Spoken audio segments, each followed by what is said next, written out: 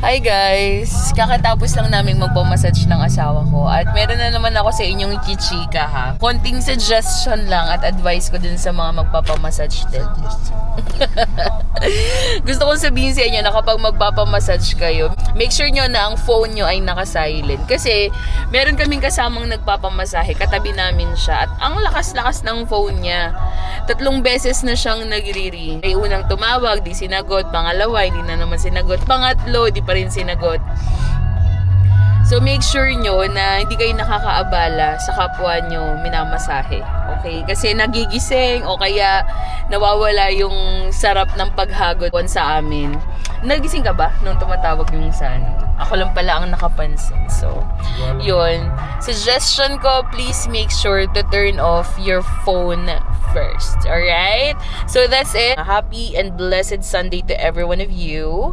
At tomorrow ay Monday na naman, kaya talagang kailangan na ulit nating magtrabaho.